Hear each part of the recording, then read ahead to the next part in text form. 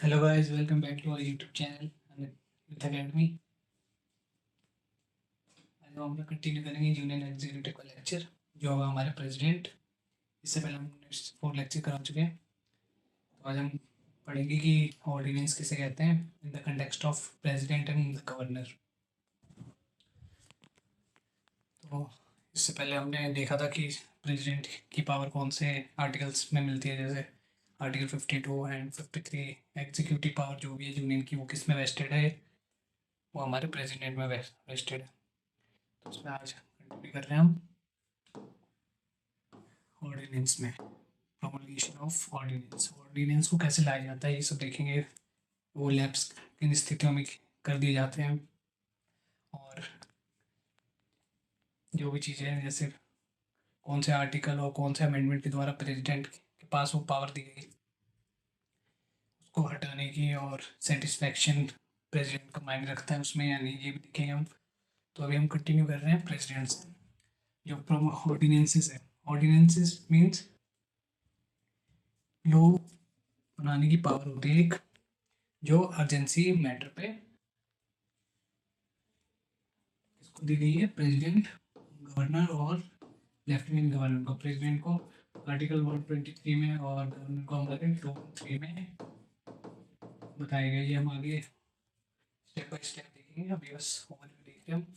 इसमें क्या होना चाहिए, जो हमारा ऑर्डिनेंस है उसमें urgency in the ice of union council of minister.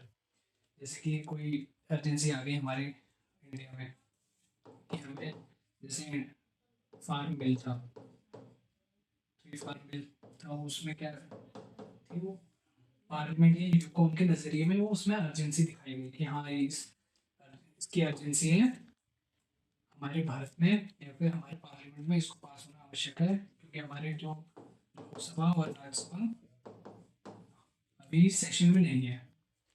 तो एक लॉ की जरूरत है हमारे देश में। तो ये किसकी एजेंसी, किसके नज़रिए में होना चाहिए? यूको के नज़रिए में, यूनियन काउंसिल ऑफ मिनिस्टर, जो हमारे प्रेसिडेंट के एडवाइस पे या फिर ये सब इनके एडवाइस पे प्रेसिडेंट द्वारा ये फैसला लिया जाता है, ऑर्डिनेंस पास किया जाता है। तो ये हम देखेंगे, ये बस ओवरव्यू है। तो आर्टिकल 123 में, आर्टिकल 123 में प्रेसिडेंट के लिए ऑर्डिनेंस की पावर दी गई है, और 213 में गवर्नमेंट के लिए। और जो हमारे एल है इसमें कोई सोर्स नहीं दिया गया पावर का कि कौन से आर्टिकल में, इसमें कोई एग्जैक्ट आर्टिकल का जिक्र नहीं किया गया। इसमें देखते हैं टेम्परेरी, इसमें क्या है, एक और बुलेट पॉइंट है, ये टेम्परेरी लॉ होता है क्योंकि ये ऑर्डिनेंस कब लाया जाता है, जब हमारे पार्लियामेंट, लोकसभा और राज्यसभा दोनों से एक या दोनों ही सेशन में ना हो। क्या हो, जैसे कि मानसून सेशन की छुट्टी चल रही, मानसून सेशन चल रहा है, उसके बाद क्या होता है, पार्लियामेंट को मतलब वो अपनी छुट्टी पे चली जाती है।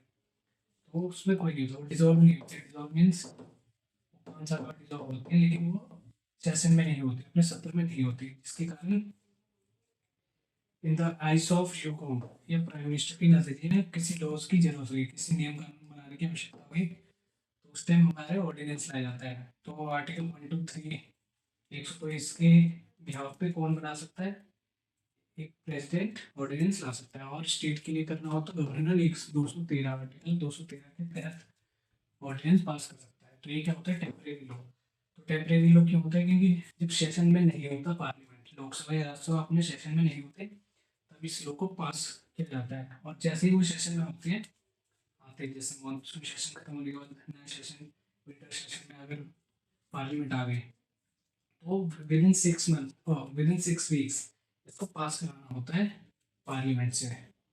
जैसे एक बिल को पास कराने के लिए, एक्ट बनाने के लिए एक बिल पास कराते हैं, वैसे ही हमें ऑर्डिनेंस को भी पास कराना होता है। ये हम आगे देखेंगे। तो फिर ये ऑर्डिनेंस कैसा होता है, सेम फोर्स होती है, सेम पावर होती है जैसे किसी नियम की। जैसे हमने ऑर्डिनेंस बनाया तो उसकी पावर में कोई कमी नहीं होगी,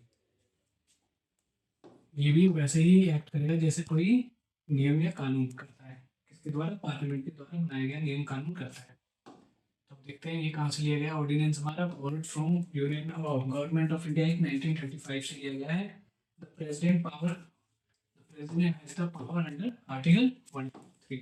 ये भी पूछते हैं एग्जाम में कि जो ऑर्डिनेंस हमारा वो कौन से एक्ट से या कौन सी कंट्री से लिया गया है, उसको क्वेश्चन को घुमाने के लिए। तो ये किसी कंट्री से नहीं है, हमारे गवर्नमेंट ऑफ इंडिया एक्ट जो इंडियन के द्वारा ब्रिटिश के द्वारा बनाया गया था उनके द्वारा लिया गया है।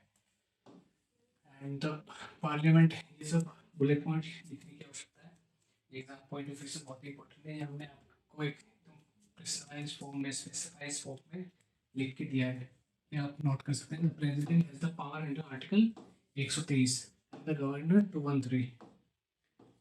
ऑर्डिनेंस की पावर गवर्नर के पास आर्टिकल 213 में है। और एलजी में क्या है, अंडर द डिफरेंट सोर्स, ये किसी एग्जैक्ट वन सोर्स में नहीं दी गई है एलजी के पास ऑर्डिनेंस की power. Case two is vary करता है। देखते हैं, an ordinance can be promulgated in urgent situation on the advice of Union Council of Minister। एक ऑर्डिनेंस को तभी ला सकते हैं जब कोई सिचुएशन क्या हो, अर्जेंट हो या अर्जेंसी हो। किसके एडवाइस पे ला सकते हैं, प्रेसिडेंट। आपको भी पता है जो प्रेसिडेंट है वो aid and advice of the union council of minister और पीएम के एड एंड एडवाइस पे काम करता है। तो जो ऑर्डिनेंस लाएंगे प्रेसिडेंट, वो भी किनके एडवाइस पे लाएंगे, यूनियन काउंसिल ऑफ मिनिस्टर और प्राइम मिनिस्टर के। नेक्स्ट देखते हैं, the following condition have been given for the president under article 1 to 3 में कौन कौन सी कंडीशन दी गई है ऑर्डिनेंस को याद रखना। The president should satisfy that the circumstances exist which render it necessary for him to immediate action. President के लिए वो सिचुएशन क्या होनी चाहिए, सेटिस्फैक्टरी होनी चाहिए। वो जो सर्कमस्टेंसेस है, सिचुएशन है, जो अवस्था है उस समय की, उसके बिहाफ पे अर्जेंसी देखी जा रही है किसी भी नए कानून को लाने के लिए।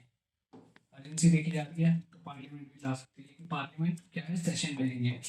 आपको पता है कि लॉ बनाने के लिए लोकसभा या राज्यसभा दोनों को सेशन में होना आवश्यक है, तभी बिल पास होगा लोकसभा से, देन राज्यसभा में जाएगा, फिर प्रेसिडेंट के द्वारा असेंट होगा। लेकिन आपको पता है कि ये सेशन में नहीं है, लोकसभा में नहीं है, जिसके कारण वो लॉ किसी भी हाउस पार्लियामेंट के द्वारा नहीं पास हो सकता। इसलिए अर्जेंसी देखी जा रही है, इसलिए प्रेसिडेंट क्या करेगा, एडवाइस किसके, यूकॉम का और पीएम के आधार के एडवाइस पे इस ऑर्डिनेंस को पास करेगा। Both the house should not be in the session.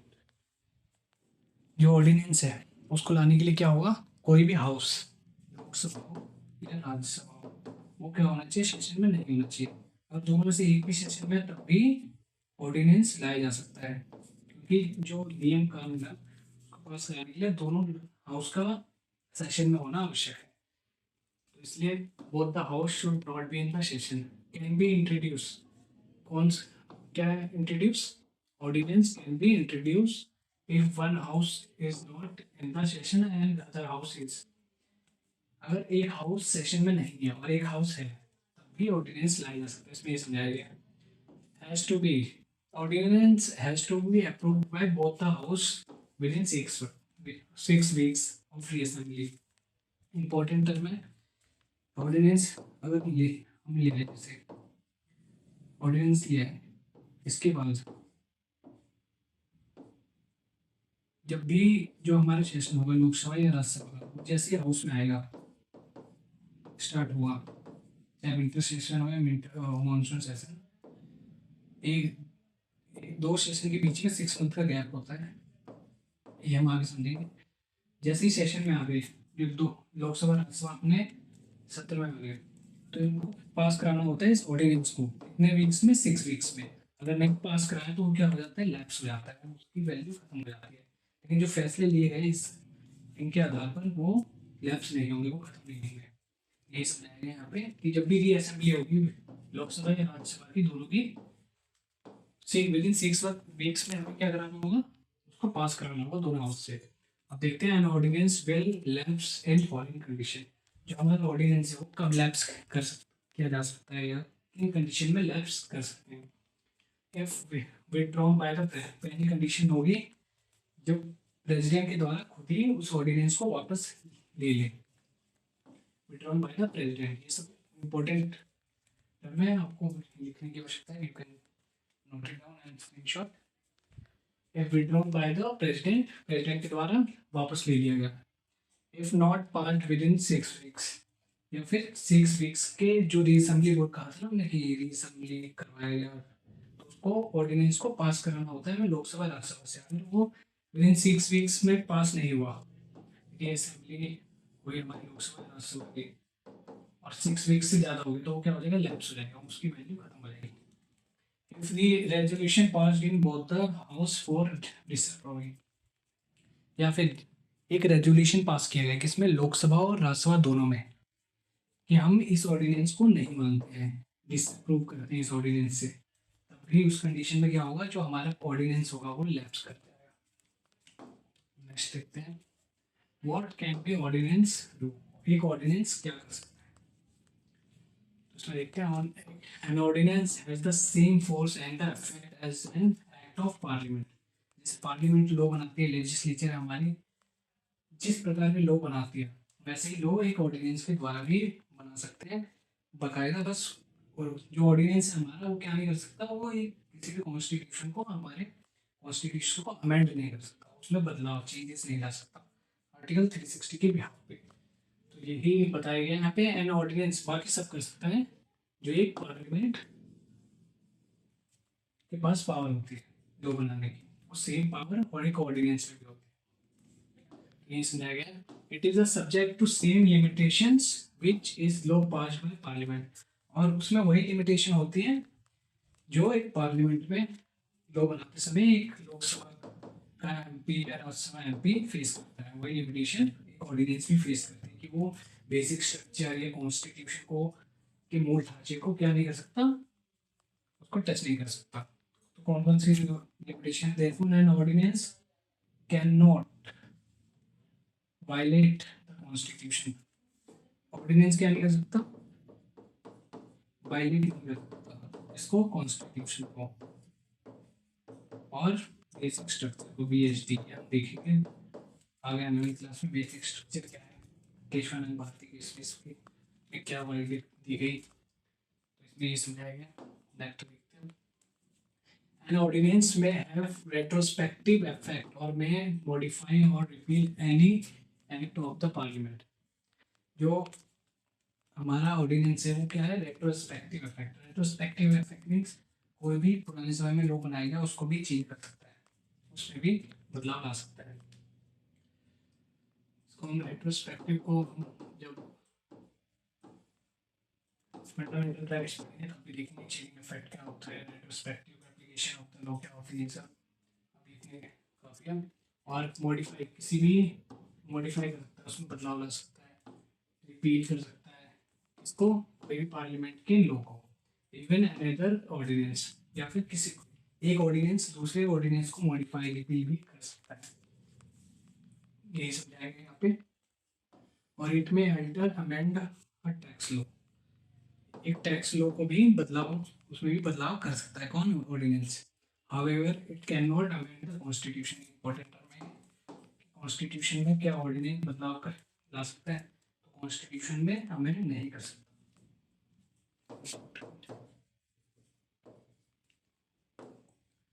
देखते हैं conclusion, therefore what can be achieved by the parliament by passing a law can be achieved by the president।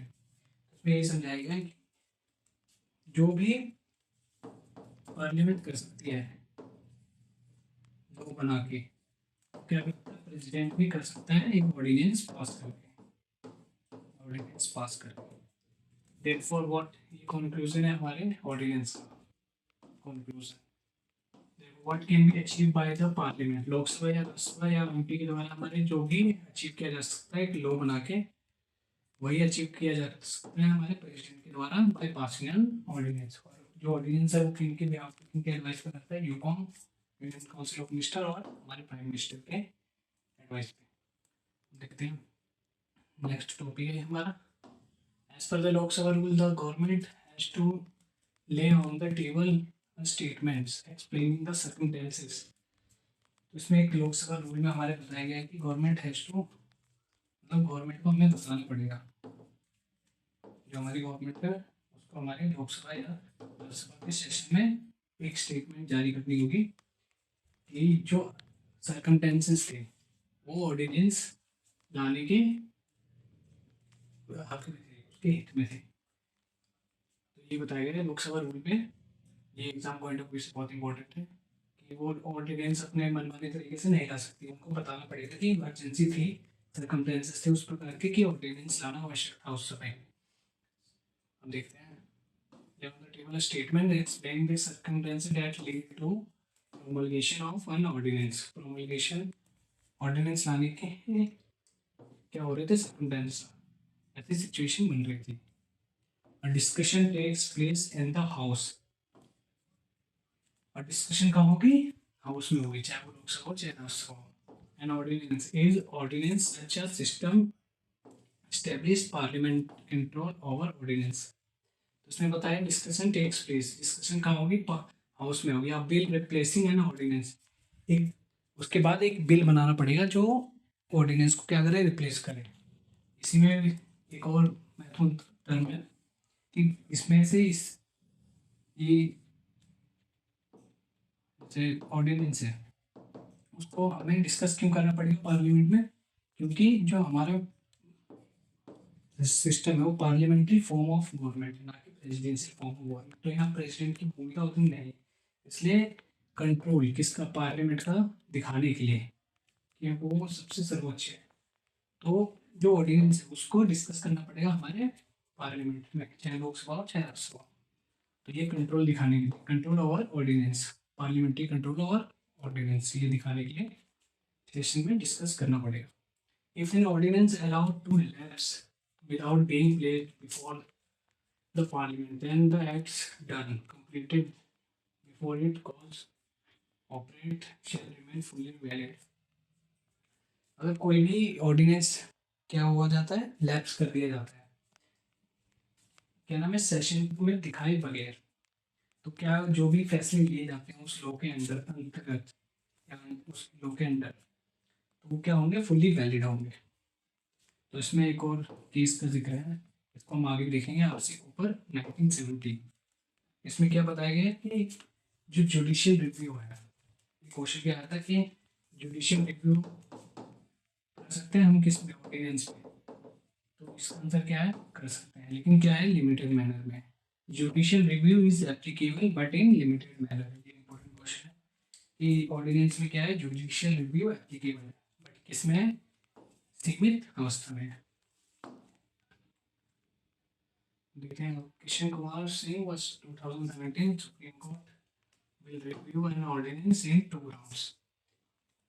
Kishan Kumar Singh 2017 में case था supreme court में, इसमें कहा गया कि supreme court क्या करेगा, रिव्यू करेगा ordinance on 2 grounds oblique manner, कि जो सर्कमस्टेंसेस थे वो रियल थे या नहीं, उसको देखेगा।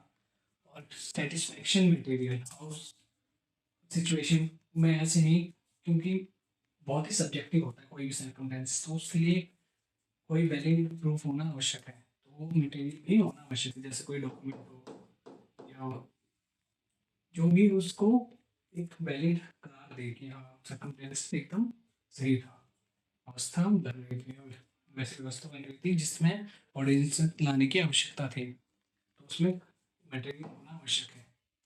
ये बताया गया है सुप्रीम कोर्ट किसमें, 2 टर्म से चेक करेगा, पब्लिक मोटिव से और सेटिस्फैक्शन मटेरियल से। देखते हैं, promulgation implies passing the second ordinance again and again। Repromulgation is कि जैसे एक ऑर्डिनेंस लाए हम, उसको हमने क्या किया, किसी भी हाउस को स्टार्ट होने से पहले हम एक ऑर्डिनेंस लाए, फिर हमने उसको पास नहीं किया लोकसभा या राज्यसभा में, किसी भी सेशन में हमने पेश नहीं किया, उसको क्या हुआ, खत्म हो गया ऑर्डिनेंस, उसकी वैल्यू खत्म हो गई, विदिन 6 समय पास कराना होता है लेकिन वो खत्म हो गई। लेकिन फिर जैसे ही लोकसभा क्या हुई, अपने सत्र में से बाहर हुई, वो हाउस में नहीं हुई, तो दोबारा वही ऑर्डिनेंस को पास कर दिया गया। आई होप समझ में आया हो कि वो सेम ऑर्डिनेंस को बिना लोकसभा या राज्यसभा या किसी भी हाउस में पास किए बगैर बार बार उसको क्या कर रहे हैं हम, उसी ऑर्डिनेंस को अगेन एंड अगेन पास कराई जा रहे हैं। पास कराया जा रहा है मतलब प्रेसिडेंट के द्वारा ऑर्डिनेंस को लाए जा रहे हैं और उसको बिना हाउस में, अगर वो हाउस में चला जाता है तो क्या हो जाएगा, अगर वो हमारे हाउस में नहीं, उसको पास कराना होगा, अगर वो उन्हें डर होता है कि पास नहीं कराए तो ऑर्डिनेंस कैंसिल हो जाएगा, इसलिए इसी डर से वो हाउस में पास नहीं कराते ऑर्डिनेंस को। वो क्या करते हैं, वो वेट करते हैं कि जब जैसी सेशन खत्म होगा हम उसको ऑर्डिनेंस के जरिए इस लॉ को दोबारा ले आएंगे। तो इसी का मतलब है रीप्रोमulgation implies passing the same ordinance को पास करना again and again without keeping it before the legislature, Lok Sabha या राज्यसभा के सामने पेश करे बगैर उसको बार बार पास कराते रहना, उसी को रीप्रोमulgation नाम दिया गया। अब देखते हैं, तो supreme court in DC Wadhwa case 1987 ruled that the such repromulgation is anti democratic। तो इसमें सुप्रीम कोर्ट ने क्या कहा कि जो भी रिप्रोमulgation है वो क्या है, anti democratic, and the government can not pass the legislature, क्योंकि जो भी लोग बनाने की शक्तियां हम किस पे हैं, हमारे लेजिस्लेचर पे हैं, तो उसको पास नहीं कर सकती, वो क्या है, एंटी डेमोक्रेटिक कहलाएगी। And keep ordinances alive indefinitely without enacting provision into the act। तो ये समझाया गया है उसको लेजिस्लेचर के पेश करना आवश्यक है, चाहे वो लोकसभा या चाहे राज्यसभा, वरना वो एंटी डेमोक्रेटिक कहलाएगी। अब देखते हैं judicial review in the RC Cooper versus union of India case 2016। ये कब आया था, ये इंपॉर्टेंट क्वेश्चन है इसलिए क्योंकि ये सिविल सर्विस मेंस में 2016 में आया हुआ है question. Rule that judicial review is available, जो जुडिशियल रिव्यू है वो क्या है, हमारे पास है, लेकिन किसमें है, लिमिटेड अवस्था में, लिमिटेड मैनर में। However in 2017 Krishna Kumar Singh versus state of Bihar case that the Supreme Court has widened the ground of review if not, इसमें बताया गया कि जो रिव्यू है उसका जो स्कोप है उसको और बढ़ा दिया गया है। if the motive of the president is oblique,